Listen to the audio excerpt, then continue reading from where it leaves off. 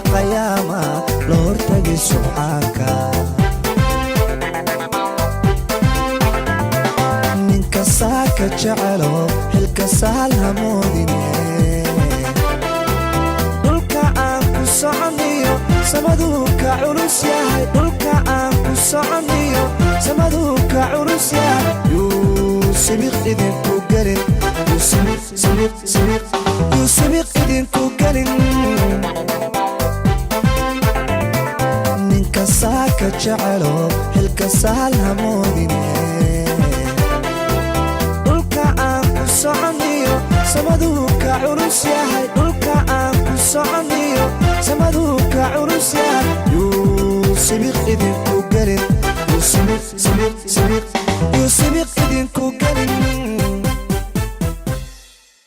بسم الله الرحمن الرحيم. سلام الله عليكم ورحمة الله تعالى وبركاته. كلنتها بوند لهانتي مداود الملك استوى جوكتان كسو دوادا برنامج كاني حلضي واه برنامج عاد دعوتان تضباط والبا habeenka isniinta ee salaasadu ay soo galayso barnaamijka haladayga caawa waxaanu ku soo qaadanaynaa arrin ku saabsan wada hadallada u dhaxeeya Soomaaliland iyo Soomaaliya geedigaasi oo soo socday sanadihii la soo dhaafay isla markaasina meelo kala duwan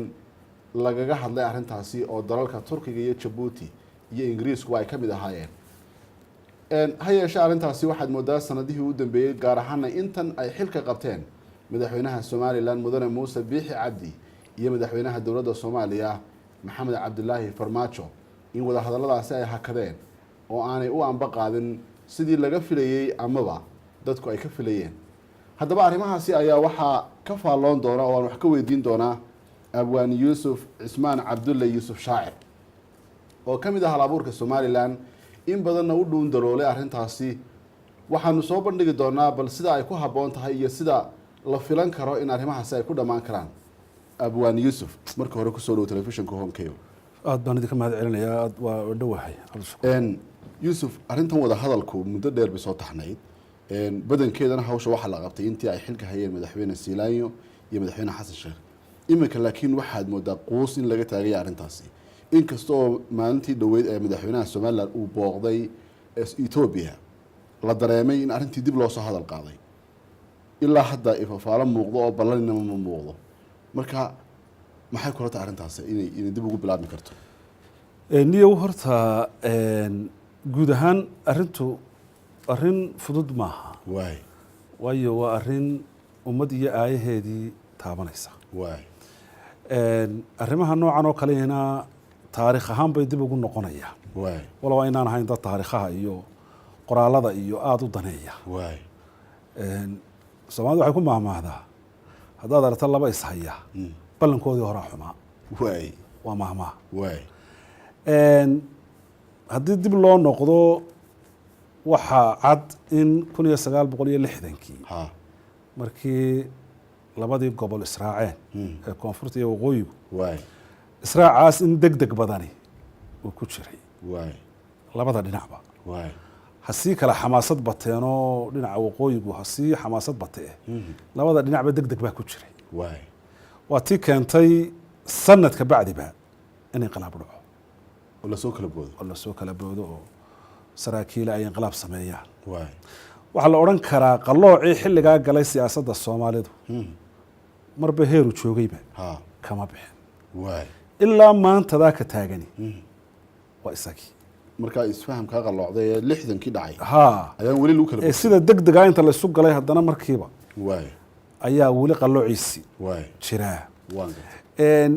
inaguna dhaqan ahaan waxyaabaha inaga maqan waxa ka mid ah arrintan oo kale waxa fiican in maxad daraaseeya loo sameeyo oo iminka su'aalo badan baa jira oo maxaa la isku hayaa faa'iido maxaa ku jira in la kala maqnaado iyo in la israaco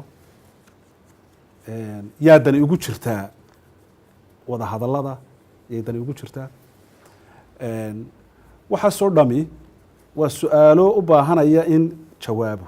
loo helo marka iminka muddooyinkan dambe wada hadalladan socday dee warbaahintana waynu ka maqalaa intaas wararkoodu dee ma qarsoona anigu waxaan u arkay in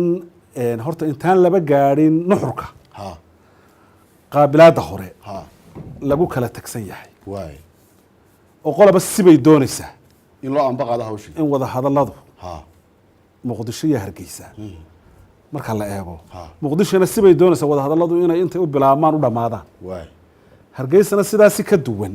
أي ذو نربطه ayay doonaysaa واي tusaale ahaan muqdisho waxay doonaysaa in la wada hadlo laakiin wada hadalladu hal qodob laga saaro وانقرت wixii kale laakiin laga wada hadlo قلب كاسم كم حنقنيه qodobkaasi midnimada دولة الفدرالية الصومالية واحد دونيسا wax kaloo kastaba laga wada hadlo Ha. qodobkaasina aanu ku jirin inaanu midnimadu aanay ku jirin waay laakiin wixii kale ee hadday caasimo tahay hadday madaxweyne tahay golayaasha ra-iisul wasaare waxa hargeysa iyaduna dhinaca kaley taagan tahay waxay doonaysaa inaan midnimada iyo isku soo noqon meesha la keeninba aan la keenin laakiin sidii loo kala guran lahaa wixii markaa dee ka dhexeeya iyo ha aduu in khayraadkii wadanka ka dhaxan jiray dib loo qaybsado haddii dayman jireen iyo haddii waxay waxa laakiin aan lagu noqonin arrinta aan boolistaag iyo laakiin dowladdii iyo waxa aan dib looga wada hadlin waa labada mowqif ee cad ee ilaa hadda dadka u muuqda ha waay in aan kuu sii raaciyo waay muqdisho waxay doonaysaa in wada hadalladu ku socdaan magaca soomaaliya waay oo aan magac kale meesha soo gal soo gelin waay oo arrintu noqoto Soomaali soomaali wada hadlaysa. ishaysa oo wada hadlaysa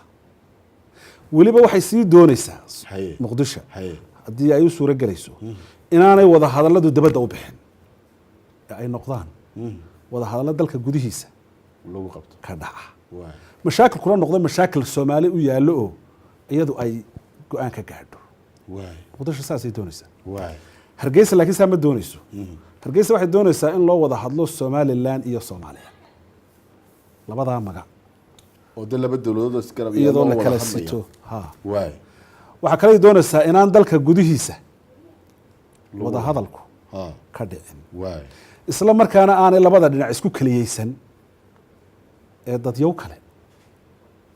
ay soo dhex galaan waay waa aragtida kale ee iyaduna Dhinaca geesaha taalo. lagu kala duwan yahay waay waxaa kaloo lagu kala duwan yahay oo qoloba si ugu duur xulaysaa Waay. mashaakilkii dhacay waay mashaakilkii dhacay 88 wixii ka horreeyay dagaalada dhacay somalilan ama geesta waqooyiga tacadi baa gaadhay waay tacadiga waa la isla qirsan yahay laakiin qoloba sibay doonaysaa inay uga faa'iidaysato waay muqdisho waxay doonaysaa inay uga faa'iidaysato waxaa dhacay waanu idinka garaabaynaa waa idinka bogsiinaynaa xataa haddii la heli karo magdhow waa ogol lahay ciddii wax gaadheen in lasoo tira koobo in la bogsiiyo arrinta nabarkaa la dhayo laakiin waxay ku iibsanayaan in midnimadii iyo dowladdii soomaaliya dhexe lagu soo celiyo lagu soo noqdo waay oo war wixii idi gaadhayna waa ogol lah dee arrintana ha fogeynine saasay ku doonaya waay dhinaca somalilan mar walba tacadigii bay soo dhigaysaa waay xasuuqii dhacay kanaa dhacay diyaaradii hargeysa ka kacday baa dib u duqaysay kan hargeysa waxay uga faa'iidaysanaysaa inay ku sii adkayso gooni istaageeda oo xataa marka dhexdhexaad imanayo cid dhexdhexaadisa ay soo dhigto miiska mashaakilaadkii gaadhay oo maadaama waxaasna gaadheen maanta waxba ma daba sidno xamar oo magdhowna ka dooni mayno waa sida ay qabto somalilan ee aan sidaa ku kala tagno annaguna khasaaraha yagaa weliba anagu aan isu qabne laakiin si aan isku dayno aan saas ku dayno Waay. waa dhinaca somalilantuna saasay aaminsantahay ay aaminsan tahay waxaan anigu isleeyahay hadalkaygan markaan jeedinayo horta dee ra'yi ahaan anigu igu kooban yahay waa aragtidayda waay waxaanan isleeyahay si dhexdhexaadnimo ah inaan hadalka u dhigo maadaama dhinacya ishayaan waay dee islaamkuna wayna farayaa in dhinacyadii ishaya ciddii dhex geli karta la dhex galo ha marka afkaaro noocaasa ayaa meesha oo yaala intaan laba gaadhin qodobkii ugu weynaa ee laga wada hadlayay ka soo horeeya ayaa meesha yaala ayaa yaala marka imika waxaad moodaa in layskuma maandhaafsan yahay qaabkii wada hadalku u bilaabmi lahaayee bal horta in la kala go-o iyo in la israaco iyo taasa laba gaadhi ha laakiin qaabkii hadalkuba u bilaabmi lahaa ayaan moodaa inaan haabkeedi lahayn in lagu kala tagsan yahay waay ayaa imika baryahan dambe muuqata wada hadallada noocaas ee umamku ku kala wada hadlayaana mudday qaadataa waa iska jiitantaa waayo arrintaa culus oo jiitanka arrintaa culus oo leh waay yuusuf marka arrintaa tiri way muuqataayee intaan la gaarin ba qodobada la isku hayo iyo waxa masiirku noqon doono waxa la isku hayaa systemka ama nidaamkii loo kulmi lahaa maxaad uga jeedaa waxaan uga jeedaa dee yacni afkaartii qolaba ay sidatay laba dhinac ba is haya waay marka la is hayo horta waa in waxa laga wada hadlayo la isla ogol yahay waay laakiin haddaynu adna aad tidhahda burcaan ku wada hadalno waay annaan ku dhahda may hargeysaan ku wada hadalno intaynaan wada hadalkiiba gaadhin waxaynu isla diidannahay meeshaynu ku wada hadli lahayn waay waa marka waxyaabahaasoo kale inkastoo laga gudbi kara haddii dee feker caafimaad qaba la keeno laga gudbi karo oo dadku dee waana af soomaalina waa lagu wada hadlaya diin iyo dhaqan iyo dee wixii o dhanna waa laga midaysan yahay oo dee ummad qura laga soo wada jeedo ummad qura maaha qowmiyado kala jaado loo kala turjumayo maaha oo waa la soo dhawaan karaa haddii la doonayo waxa daacad laga yahay weeye si fiican waa la isku soo dhawaan karaa marka iminka taan kuleeyahay in nuxurkii intaan la gaadhin yacni qaabkii baad moodaa inuu ku jiro waayo maalintii dhawta waxaad maqlaysay somaliland oo leh fagaaro caalami ah hawsha hala geeyo iyo qolada soomaaliya iyana leh maya ee soomaalidu ha is aragto ha isku horeyso labadaasaad moodaa arrintaa lafteeda dul istaagno suurtagal miyay tahay somaliland si ay u gaadho hadafka ay leedahay in badan siyaasiyiinta somaliland waxay sheegaan qadiyadda somaliland madax banaanideedu inaan la dafiri karin inay soomaaliya ku xidhan tahay waana sababta keentay in la wada hadlo maxaa ku jaban somaliland si ay hadafkeeda u gaadho inay cidda wada hadalka u matalaysa ama cidda qabanqaabada hadalka sameynaysa ama cidda arrintan bilaabaysa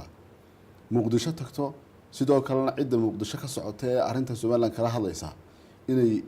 ay xor u yihiin hargeysa inay yimaadaan oo wada hadalka labada meeloodba lagu qabto maxay soo gaadhsiinaysaa somaliland hadafkay doonaysay dhinaca kalena haddii muqdisho ay doonayso gudihii in lagu wada hadlo hargeysa laakiin ay diidan tahay si hadafkii loo gaadho maxaa diidaya addis ababa iyo jabuuti iyo meesha kale la doorto ee aan gudaha ahayn si loo wada hadalka aanu caqabad u gelin labada dhinacba sidee bay u saameynaysa waxaan u diidaya horta waxaa diidmada inta badan keenaya xanaf baa jirta waay oo layskuma san banaana waay warbaahintuna had iyo jeer waxbay sii kala fogeysaa waay oo marka xamar uu ka hadlo nin siyaasi ee hargeysana mid kale uga jawaabo waa lasii kala fogaanaya marka cuqdad baa horta jirta oo laysuma calool xaadhna qodobkaasi waa laba ninoo ishayo oo ninba nin kale la arki kari maayo haddaan cidi dhex gelin oo isu soo jiidin iyagu inay isu yimaadaan way iska yar adag tahay kaasi waa qodob qodobka kale muqdisho ma diidana inay hargeysa timaado oo ma aragto mashkilad laakiin hargeysa waxay u arkaysaa haddii lagu qabto dalka gudihiisa in ay wax ku waayeyso leanna maxaa yeeley waxay ku waayeysaa muqdisho waxay odhanaysaa uun dee gobollo cadhooday oo aan wax kala tirsanayn oo dalka ka mid ahun hadhowta arrimihii gudaha wixii inay local noqdaan arrin guda ah ayay somaliland ka cararaysaa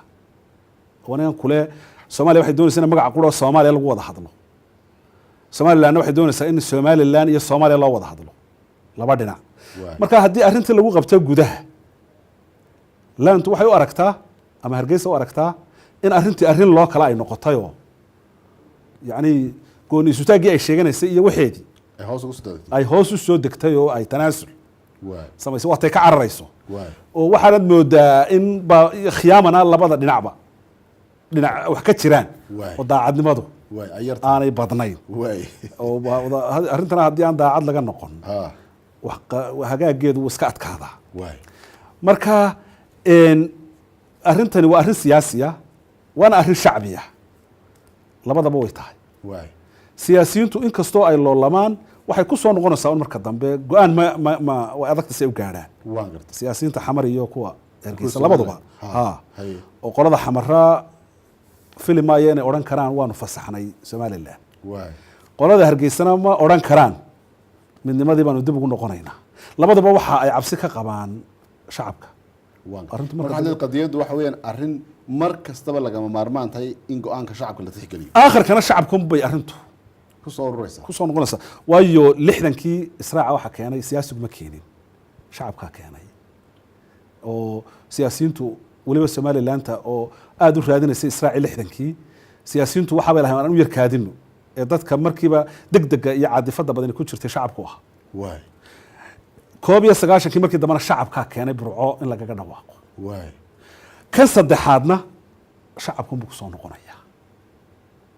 watahay marka Yusuf hadii la isla gartay arintu inaanay siyaasiyiintu ama ha kala caroodeen ama ha kala wajid dadbaane inaanay arintu iyaga ka go'in maxaa looga wareegayaa ma shacabka toos loo abaaro dabeetana dadka wax la weydiiyo dadku wixii ay goosay marka la qaato waxa maqaniyow laba xaalo ayaa labaduba maqan yihiin waay aragtidayda waay mid waxa maqan wixii arintaas fududayn lahaa wada hadallada waay ee lagu gaari lahaa go'aan shacab ha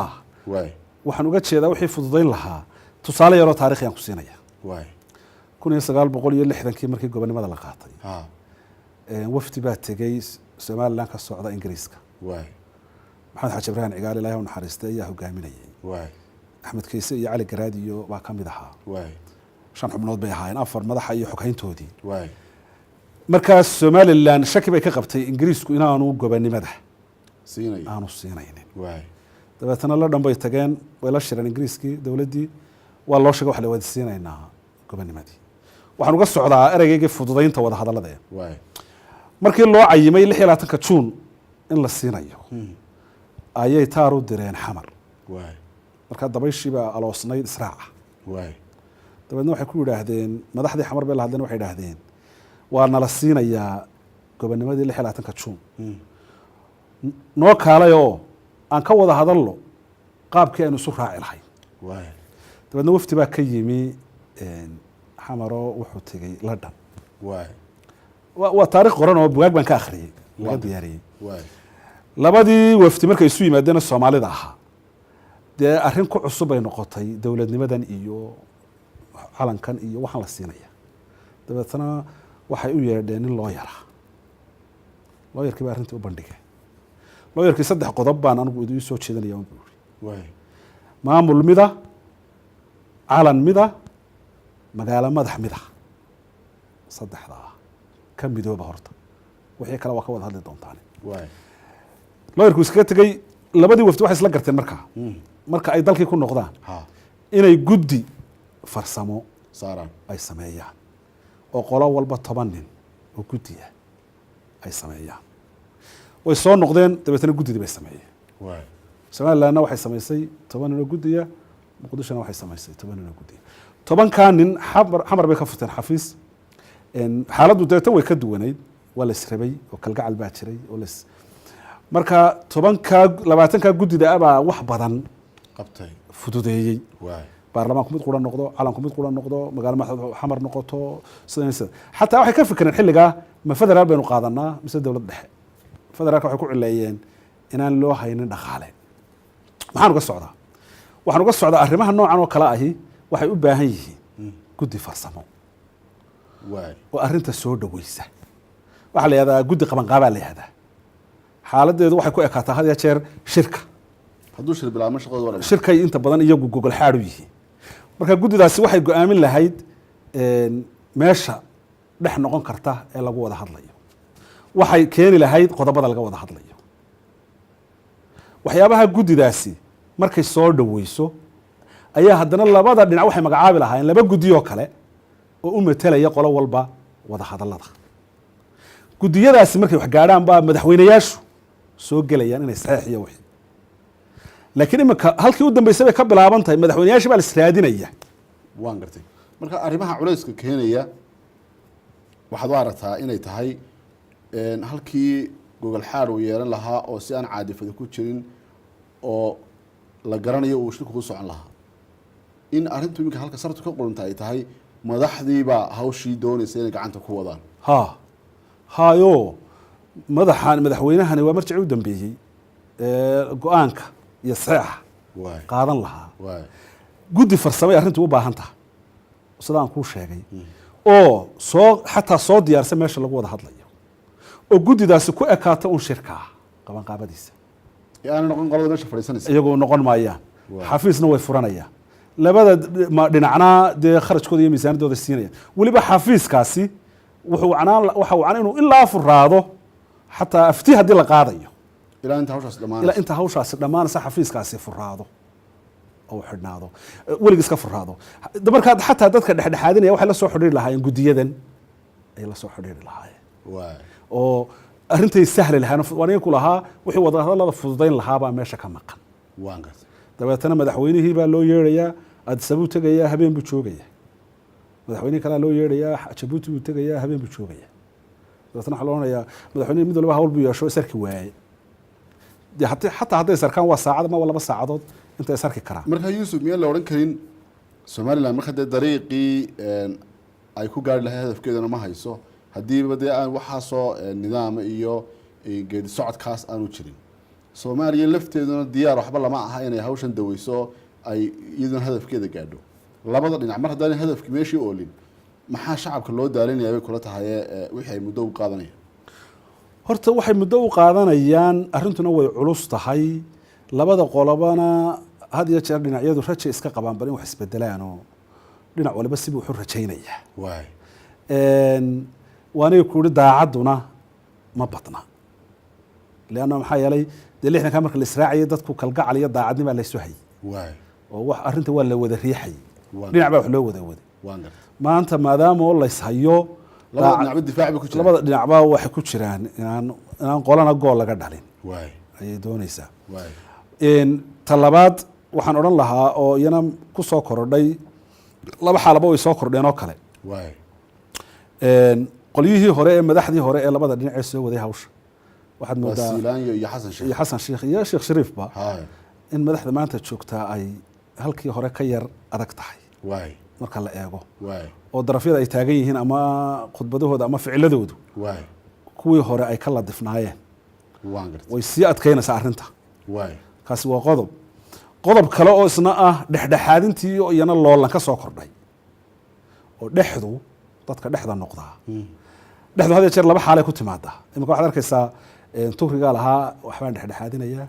Jabuuti baa haddana tidhi haddana Ethiopia soo gashay imikana Maraykan iyo baa la sheegayay iyo qolyo kale dhexdu laba nooc bay ku timaadaa waay mar dhinacyada ishayabaa u baahda oo dalbada waay oo isla garta waay wariye Maraykanku inay dhexdhexaadiyo labada dhinac baa wax isla garteen intay isu yimaadeen Maraykanku arrinteena ha galo ama maxkamadda caalamiga ah ha gasho marka dhexdu waxay ka timaadaa khilaafka marka labadii dhinac dibadda u soo baxo ayaa dadka ehelka ama jaarka ama dadka ugu dhow yiraahdaan war mid dhex galaa way saysaane labada waxa wacanta dhinacyada ka soo go'da iyagoo isla gartaan cidda dhexdhexaadinaysa iyagoo isla gartaan cilada dhexdii ka soo kordhay waxa weeye imika campaign baa ka bilaabmay loolan dhexdii oo dawladdu waliba waxay doonaysaa inay iyadu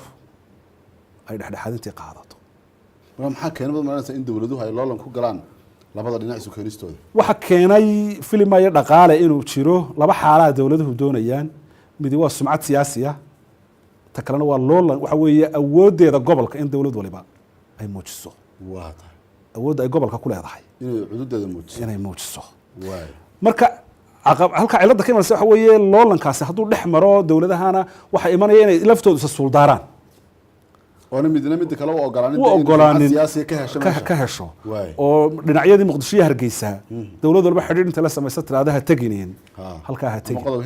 ama ka ha aqbalin ama saayee iyadoo oo doonaysa inay ku xumayso dawladda kale dhexdhexaadinta waxa uu leeyahay dawlad heblaha gasho way suurtagelin way suuragal weedo ay ku fashilanta halka waay kaasna waa culays kale oo ku soo kordhaya wada hadallada waxa kale oo iyana anigu aan ka soo horjeeda aragti ahaan dhexdhexaadayaashu waxay sameeyaan Turkigu uu sameeyay Dubai Djibouti waxay sameeyaan intay hodheel geeyaan dhinacyadiisa hayay ay ku yiraahdaan idinku wada hadal waan gartay haddii hodheel Hargeysa uu ku yaala Xamar uu ku yaala haddii hodheel la tagayay gogol baanu dhignay ee idinku wada hadla de uma arko fikrad sax waliba qodobadan yaree soke waa laga wada hadli karaa laakiin qodobka ugu culus ee ah miyaynu israacnaa mise waynu kala go'naa qodobkaas wuxuu u baahanayaa inaan la isku sii dayn Soomaalida ee cid kale ay la joogto marka maxaa looga baahan cidda kale waxa looga baahan waa lagu kala kacayaa shirki waay حتى هذه دون وابس دليل عندنا لو رقصي مركز ودول كاس ugu xarayso nibaa habeen wuxuu yiri nibaan habeen aad TV ka hadlayo aad buu hadalkiisa galay wuxuu ihi nin baa wuxuu ihi soomaalidu ka warramay iyo shirarkeeda iyo waxaa wuxuu ihi South Sudan markay is hayeen marka la wada hadal siinayo qolo walba dhinacyada labada dhinac ee South Sudan rag baa ku gudbanaa buu ihi inaanay qolada kale aanay isu muuqan way isdilayaan buu isku bilaabaya waay gacantaba ka soo horeysa gacanta iyagu waa laakiin Soomaalidu wuxuu marka la sukeeno shirka qosolka ka dhacaya iyo shafka la isku qaadaya wariyaha hebel war markaasaa dadku oranaya wardani markan isma hayaane markaasan qoslaya ee san isu garanaya sidana maxay markan isku haya marka dhexdhexaadiyaasta anigu waxaan qabaa fikrad ah dee inaan la isku sii dayne arrinta haddaad dhex tahay aad door ku yeelato inay qayb saddexaad timaado inaad door ku yeelato dhexda gobol baan dhigaya hodheelkaasi ku wada hadla inaanay intaasu noqonin dowladdii doonaysa inay wax dhexdhexaadisaa ay kaalin iminka Jabuuti dee shirkii ugu horreeyey markii 19 burburku ma dhacay waa tii la isugu yeedhay aadan cadde iyo cabdirasaaq iyo cigaaliyo dee yacni Jabuuti waxay soo qaadatay ilaa carta ilaa doorar badan bay soo qaadato Soomaalida wada hadaladeeda waxaan se ka hadlayaa ama Jabuuti ha ahaato ama Ethiopia ha ahaato ama Maraykan ha ahaatee cidda dhexdhexaadinaysa inay door ku yeelato ee aanay odhanin hodheelkaa tago oo idinku wada hadla sidii ka dhacday Turkiga iyo Ingiriiska iyo dee dabcan Jabuuti ba haddaan wada hadlana maxaan idinka baahanay idinka haddaan anagu wada hadlayno waay dowladda markaa doorkaa qaadanaysa maxaa looga baahan inay yeelato waxay looga baahan yahay horta kow dhexdhexaadku waa inuu noqdaa dhex lagu kalsoon yahay oo labada dhinacba ay ku kalsoon yihiin waay oo aan dhinacna dhinac u arkin inuu dhinaca kale u xaglinayo waay Soomaalida waxa loo jeedaa marka la garnaqsanayo eesayn oo wuxuu jeedaa hebel gartayda ima galo oo hebel buu ama waxaas isu yihiin ama waxaas ahlaaso waa in Soomaalida waxa ku mahmaahdaa gartaada waxa loo dhiibtaa niman hagarra ka galeen hantina ka doonay marka horta kow dhexdhexaadii haddaad maqasho waa inuu dhinacyada kalsooni ka haysta waa midaan dhinacna dhinacan kale ku tirinayn laba waa inuu dee awood iyo haybad leeyahay oo dhinacyadan ishayaa isu soo taagaya oo go-aankiisa iyo tanaasulka uu ka dalbado dee ay fulinayaan oo taasna ay jirta dhexdhexaadiyaha waa inuu ka daacad yahay wixii oo aanu dee si hoose ama si dadban aanu dhinacyadii ugu kala safane waa arrintii ilaa haddii isagoo dhexdhexaadiyihii uu mid hoosta war u siinayo waa mashkilad ama wax taageero kala siinayo waa inuu dhex daacada yahay oo wixii ka dhex daacad ka yahay marka qodobo badan baa loo eegaa cidda dhex noqonaysa inay ku habboon tahay ta kale waa inuu nimanka Muqdisho iyo Hargeysa is haya cidda dhexdhexaadinaysa marka laga yimaado qodobadan soo sheegay oo kale waa inay xogagaal u tahay waxa la isku hayo waa inay xogagaal u tahay haddaanay u ahayna waa inay aqoon u leedahay marka ni arrintani sidaan kuu sheegayey waxay u baahan tahay maxad iska madax bannaan oo wakti geliya oo qodobeeya waxa la isku hayo oo dhinacyada oo kalsooni ka qaata oo iskii u baadha oo dabeetana xogtaasoo la hayo laga duulo cidda markaa doonaysa inay arrinta wax ka qabataa xogta ay ka duusho laakiin Hargeysa Tukri kaalaya Istanbul ama Addis Ababa kaalaya oo 3-4 habeen jooga arrintu way ka culus tahay laga wada hadlaya waayahay haddaba iminka dowladaha waxaa tiri dowladda dhex noqonaysa waa inay daacad ka tahay xogagaalna tahay ama aqoon u leedahay labada dhinacna midkoodba mid kale aanu ku tirinaynin ilaa hadda dowladaha safka hore ku jira ee carabka lagu dhuftay ama la tuhunsan yahay awsha inay geli doonaan waxa hadday safka hore ku jira wadamada dariska Ethiopia Djibouti Turkigooda isna galaangal Soomaalida siyaasadeeda kule iyo haddii la gaaro Maraykanka iyo Ingiriiska oo iyaguna wadamada reer galbeedka intaan reer galbeedka la gaarin wadamadan dariska soo lama oran karo de dhinacyadan is haya way lug bay ku leeyihiin oo dhexdhexaad ma noqon karaan dabcan lug bay ku leeyihiin laakiin aan kugu noqday in iyo waxa iyana arrinta aan anigu aragti ahaan qabaa inay door yeelan lahayd oo xataa haddaanay dhexdhexaadintaba gelin sahli lahayd ama arrintii guddida farsamada ku riixay waxyaabaha dee waxaa jirta igad baa jirta maamul urur goboleeda waxaa jira midowgii Afrika yaasna jira kuwaasoo dhami haddaan dhinacyadu eesaynaynin dee door bay qaadan lahaayeen inay horta almiino xataa haddaanay wada hadal siinin waxyaabaha kale ee fudfudud ay oo iyagu xamarra way tegi karaan hargeysana way iman karaan in loo kala dab qaado in loo kala dab qaado oo qolo walba afkaarteeda la eego qolo walba waxay aaminsan tahay dabeetana afkaarta intay soo ururiyaan qolo walba wax ka yidhahdaan ka kac dabeetana saa isugu keenaan marka waxaan qabaa labadaa qoloba inay gabeen kaalintaa midowda africa iyo igad labadaasiba door wacan bay qaadan lahaayeen ma laga yaaba soomaaliya inay diidan tahay golayaashaas inay soo fargeliyaan hawsha taas maan maqal laakiin kolleyba dee sababay u diideyso ma garan karo waayo waxaa cad in layshayo soo ma miya muqdisho miyay diidan tahay inay hargeysa ishayaan caalamkuna waa ogyahay marka maan maqal inay diidan tahay laakiin waa ra'yigayga waa meelahaan isleeyahay arrinta lug bay ku yeelan lahaayeen cid eesaysana maan maqal dhinacyada taasi waa taa dhinacyadan dowladaha jaarka ah waa runtaa waa la odhan karaa waa laisu fili karaa waa laisu fili karaa laakiin etoobiya iyo jabuuti labadaasiba waxay leeyihiin taxano dheer oo shirarka soomaalida ah ilaa markii dowladdii siyaad barre duntay intaa shir bay qabanayeen midba wax ka soo baxaba midba wax ka soo baxaba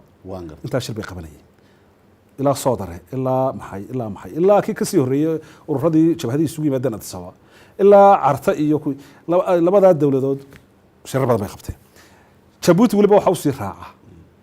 marka gaar loo sii eego dee waa dal ka mida 5tii qaybood ee Soomaaliya markii 5ta qaybood la raadinayay waa dal nin waayeelaho imika siyaasadda Soomaalida intan ku jirta waaba ninka odayga ugu waayeelsan Ismaaciil Cumar Geelle waa la odhan karaa ugu odaysan waa dad dhaqankii iyo wixii laysku hayay maadaamay Soomaali yihiin garan karaya oo xataa luqadahan kale lagu wada hadlaa marmar bay laftoodu caqabad noqonayeen ereyada qaarkood iyo turjunkoodu mar bay caqabad noqdaan waa dad af Soomaali ku wada hadli karaa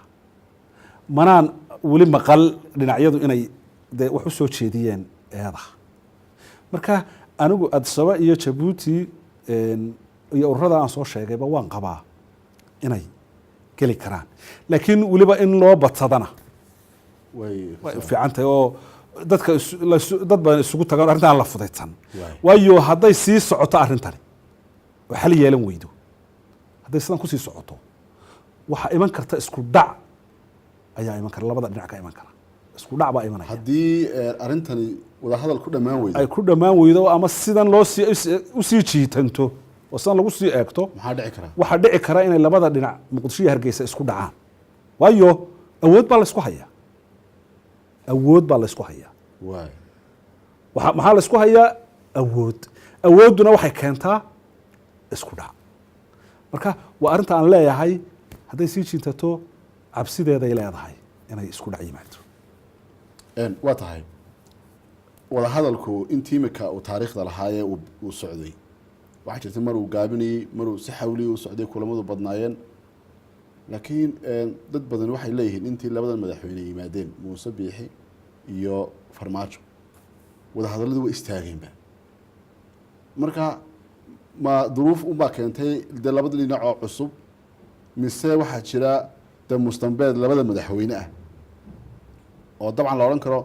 de madaxweyne Muuse Biixi iyo mustambeedkiisu yahay de SNM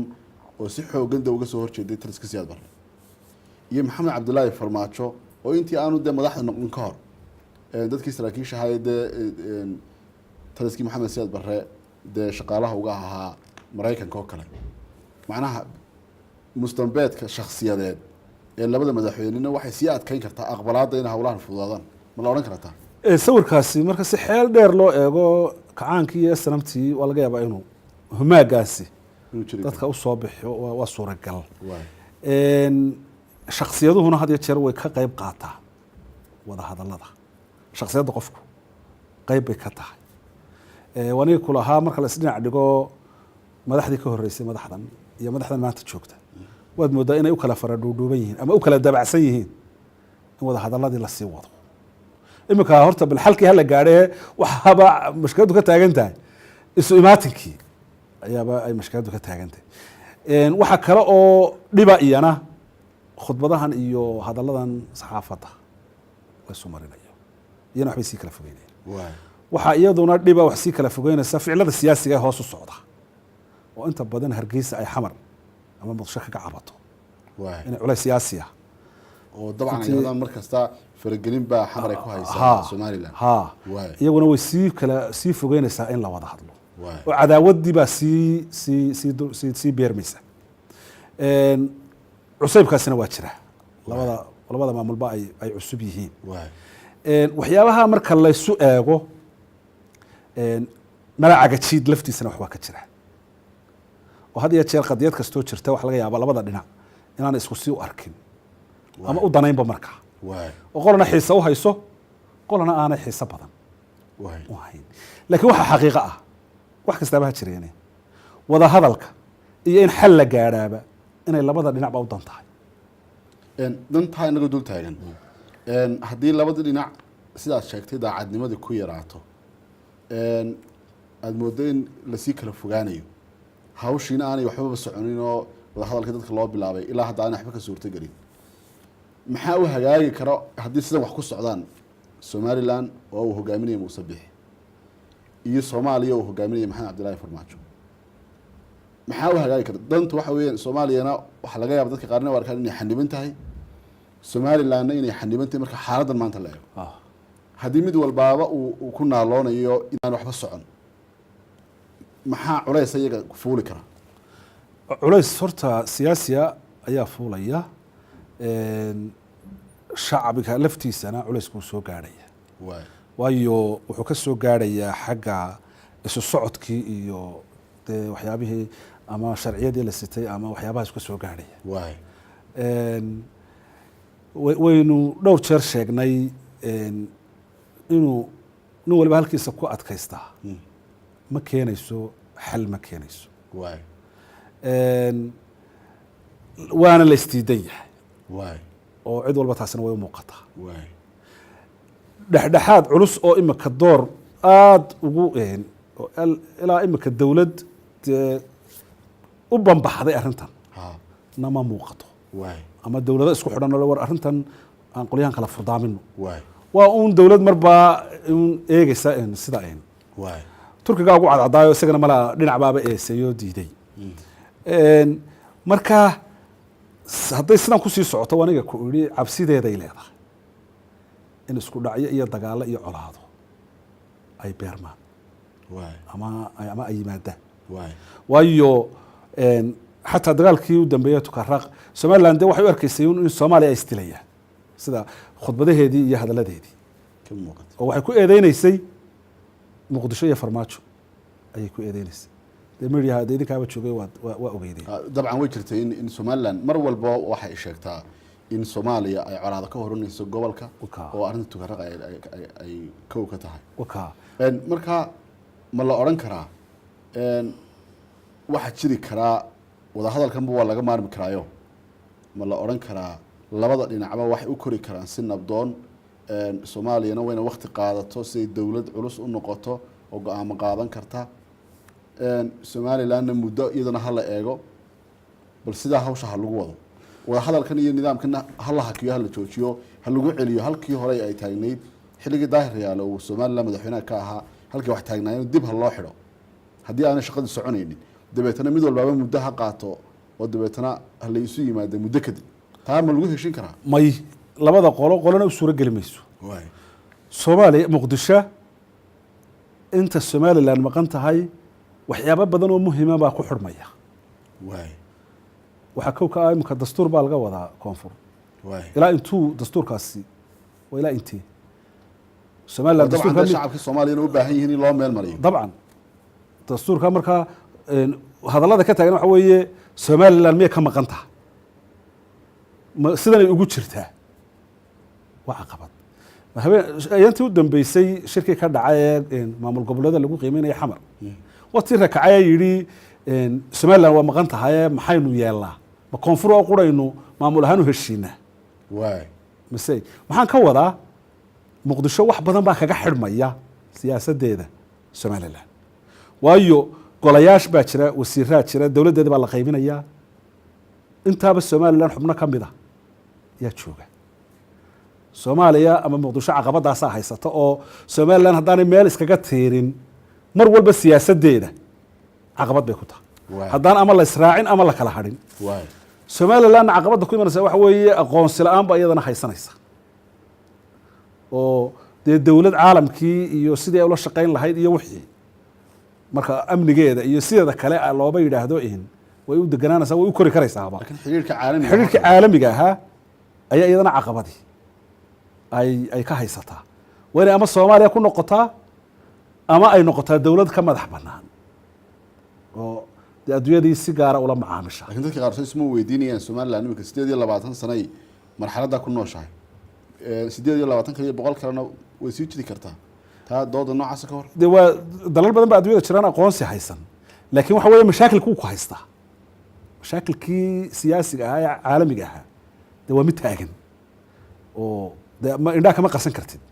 waxyaabihii waaweynaaye ummadda u muhimka ahaa oo dhan ee horumarka lahaa ee waxaan lahaa dee ma jiraan marka waxaan uga socdaa haddii qodob ereygaagii ahaa inay labadu sidaas ka kala ahaadaan khatartiisu saasay noqonaysaa culaysyadaasuu keenaya culaysyo siyaasiya ayuu labada dhinacba ku keenaya weliba intani de anigu waa inta ra'yigayga ahuna waxaa laga yaabaa in kaloo badan oo qarsoonina inay jiri karto inayna jirto oo culaysyada ka mid a marka waneenku uhi xataa isu socodkiibaa yaa qofkii doonaya inuu dhoofo ee hargeysa tago ama xamar tago ayaa laga yaabaa inuu cilad intaasoo qof baan arkay oo baasbor somaliland intay xamar ku tageen dee laga qaado laga jexjeexay kowdhe marka ciladani ishayntu waa dhib bay leedahay in layshayaa waa dhib waxaa muhima in si uun wax loo xalilo noloshu ila adduunyadu waana la israaci karaa oo dowladdii soomaaliya ee midda qura ahayd waa la noqon karaa laba dowladoodna waa la kala noqon karaa oo shantii soomaaliyaba waa kuwa shanta u kala taagan oo iyana mashkelad maaha laakiin labadaba waxa ka xun sida imika la yahay oo dee dabcan labadii dhinac ay kala lushaan oo aanay waxay isu ogol yihiin adigii arkayey ee somaliland xataa ku eedeynaysay mashaariicdii horumarka ahayd muqdisho way siyaasadaysay oo cunaqabatayn bay waataad arkaysay hawada laysku haystay waataad arkaysay imika laysku haystay sharaa'igii china ahaa ee kalluumaysiga lasoo siiyey waataad arkaysay imika maamkii shidaalka somaliland ka hadlaysay yacni far kasta oo ay xamar qaado cilad baa ku imanaysa waayo muqdisho waxay u aragtaa soomaaliya oo dhan inay iyadu xukunto dabeetana waxa laga yaabaa inay dad siiso dee mashaariic ama dowlado dabeetana culays yimaada iyo mashaakil marka haddaan arrinta meel aanay yeelan way ka sii durkaysaa colaadeeda iyo ciribxumadeeda iyo mashaakilkeeda ayay yeelanaysaa waxaa qurux badan intay dhowdahay in wax laga qabto waa tahay labada madaxweyne markaad eegto xilliga u haray dee midna 2020 doorasha soomaaliya gelayso somaliland dee ilaa 4 sano u harsan yihiin iyo hawsha imika wadahadalkee taalla meesha ma u malaynaysaa muddo xileedkooda in dadaalo dee muuqda ay dhici karaan oo dabeetana wax isbedeli karaan waxaaban ka baqay iyagana sarkinba in labadaba ka dhamaato filim maayo in xataa hadday sarkaanna ay waktigooda ku filaanayo arrinta taalla waa anigan ku idhi muqdisho iyo hargeysanaa rajo iska siyaasiya labadaba ku jirta in maamulka kan ka dambeeya marka qoladan imika adagi tagto in qolo kale timaado oo qoladaa kale ay wax la galaan oo arrintu soo dhawaato qolo waliba rajo sidaasana way qabtaa laakiin waktigunbaa sii lumaya bulshadana arrintu way kusii dheeraanaysaa waana cilada taagan marka waxay u baahanaysaa arrintu in si daacadnima ku jirto oo aan calool xumo iyo cuqdad lahayn oo dee adduunyada wax kasta waa ka dhaceene wixii hore aan lagu tiigaalin war maxaa inoo dana maanta la yihahdo dabeetana wixii laga maarmi waayo marka labada dhinac isu yimaadaan ciddii kale dhexdhexaadinana isu yimaadaan wixii markaa ay xal u arkaan la yeelo si ummadda loogu daneeyo ma kuu muuqataa imika intaynu aragnay wadahadallada wuxuunbaa labada dhinacba matala dee dabaqad ummadda ka mid ahoo siyaasiyiin la yidhahdo laguma daro culimadii laguma daro abwaan nolosha inteedii kale way ka baxsan yihiin haddii siyaasiyiintii ay hor fadhiisan kari laayihiinoo dee muddada daabkeena iyagu ay hayaan ma kula tahay in lagu daro dadka bulshada qaybaheeda kala duwanoo qolo walba gaar ay hawshaa u falanqeeyaan miyay kula tahay in kaalinaha uga bannaan tahay imika iima muuqato inay halkaa kaalin uga bannaantay waayo meeshii awood baa loo baahan yahay dadkan salaadiinta culimada aqoon-yahanka waxay samayn karaan doodo waa la isu keeni karaa sidii jabuuti ka dhacday warigii dhowto shirki waa la doodi karaa qolo walba afkaarahay qabaan mustaqbalka haddii loo baahdana waa la samayn karaa dad dee ummadda u dhexaho dhinacyada waa la samayn karaa laakiin maanta mar haddaanay awood lahayn oo go-aan gaari karin doorkoodu guddidaa farsamadii aan sheegayey ka weynaan maayo weliba guddidaa farsamadaa kasii door wacnaanayso oo ay magacaabayaan labada loo egmaday oo labada maamul magacaabayaan guddidaasaa kasii awood badanaysa laakiin in imika salaadiin ama culimo isugu tagta nairobi ama jabuuti oo yidhahdaan waxaanu ka shiraynaa arrinta wadahadaladii somalilan iyo soomaaliya doorkooda wuxuu iska noqonayaa uun dad arrinun falanqeeyey madaxdiina si ay ugu qanci doonto dee mooji waayo dee maaha cid madaxda diratay cid madaxda diratay maaha marka filimaya halkaa in bulshada imika door weyni uga bannaan yahay laakiin taa hore baan ku celinayaa guddida ah ayaa aniga ila qurux badan inay labada dhinacba magacaabaan oo guddi farsamo ay noqoto oo xataa dhexdhexaadka cidda ay dee la xidhiidho oo guddi awood lahoo guddida idinkaa qabanqaabada iyo kulanka wada hadallada idinkaanu idiin igmanay labada dhinac bay yidhaahdaan markay arrintii soo qabanqaabayaan gogashii soo dhigaana labadii dhinac ciddii u hadlaysay ay keensadaan sidii turkigaba ka dhacday turkiguba saasuu ahaa miyay kuu muuqataa dadka wada hadallada gelaya in loo baahan yahay jawi tababar in la abuuro oo dhinac waliba gaarkiisa bal isu diyaariyo oo aqoonteedu uu yeesho oo haddaan soo koobo loo tababaro sida wada hadal aaya ka tashiya loo galo khibrad darro noocaas miyay kuu muuqata adiga dee horta dalkeenu maxado ama meelaha kadabiyo wax lagu waxa meelahaasaa daraaseeyo oo dadka waxyaabaha soo saara dalkeenu taa ma leh laakiin waxaa la samayn karaa dad khibrad le baa jira oo raggii ama rag iyo dumarba ilaa 60 ilaa gobonimadii dee dadkii baa jooga weli wax ka nool yihiin dee rugcadaaya maraaxilkii siyaasiga ahaa iyo wixii la soo maray oo dhan garanaya aqoon-yahan badan oo kale oo dambe oo xidhiidhada caalamiga ama la soo shaqeeyay xataa meelihii kala baxayay ayaa xataa jira marka dee ummaddu bulshadu way ballaaran tahay oo dad aqoon leh daacadna ah filimaya in laga waayayo waxaana khibradu leh ummadda dee intaa leeg laga waayi maayo waxay un tahay muhimku sidii kalsooni loo siin lahaa iyaga hawsha loogu diri lahaa loon lahaa hawshaa idinkaanu idin igmanay sidaa tii 60kii aniga tii 60kii tixraaca ku samaynaya hawshaa soo qabanqaabiya markay soo qabanqaabiyaana ciddii kale loo diraya ha loo diro marka arrintu soo dhawaatana madaxdu ay isu iman lahayd ee wixii u dambeeya ay isla qaadan lahayd ugu dambeyntii waxaan joognaa barnaamijka haaladay qaybtiisii ugu dambeysay maxaad soo jeedinaysaa mawduuca aynu caawa ka hadalay sidee bay adoo soo koobaya meesha ugu wanaagsan laga geli karo ee ugu horeysa maxaad soo jeedinaysaa talaa horta taa aan soo jeediyey waa iga kow ee guddida laba daacadnimo in labada dhinacba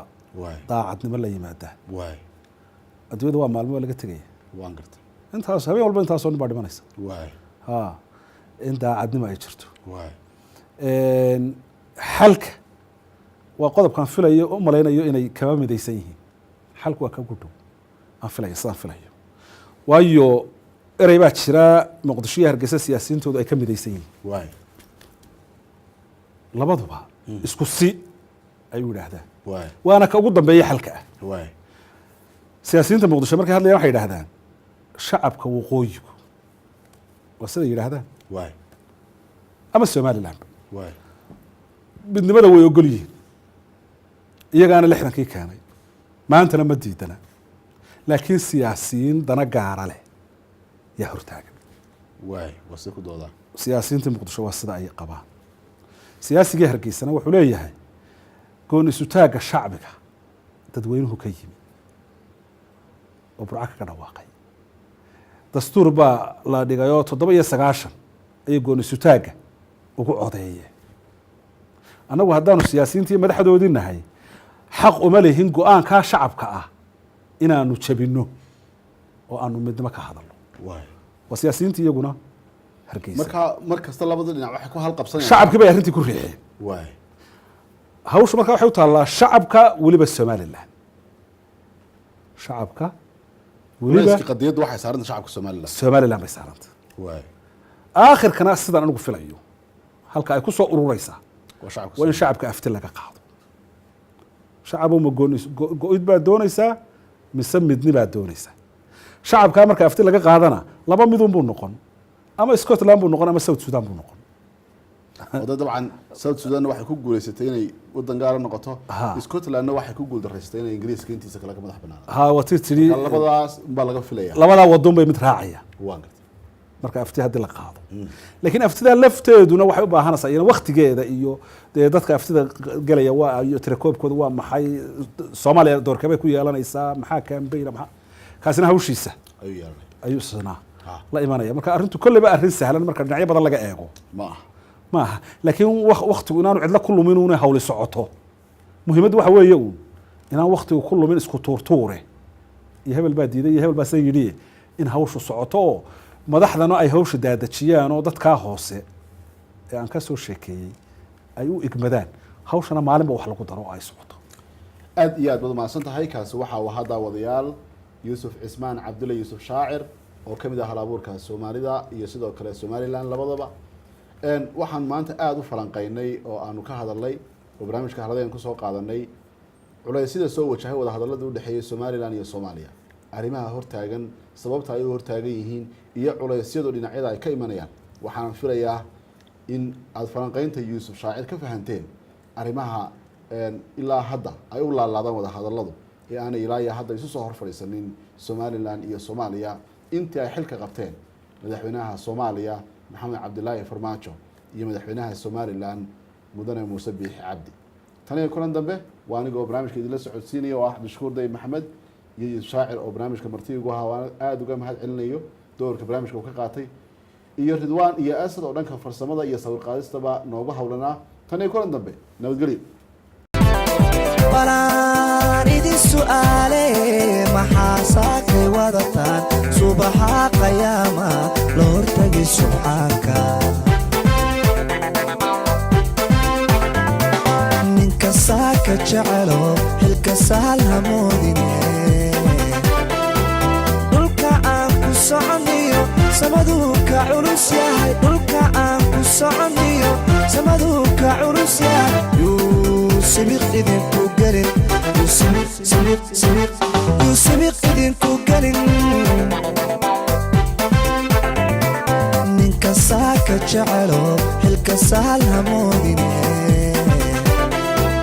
dhulka aan ku soconiyo samaduu ka culus yahay dhulka aan ku soconiyo samaduu ka culus yahay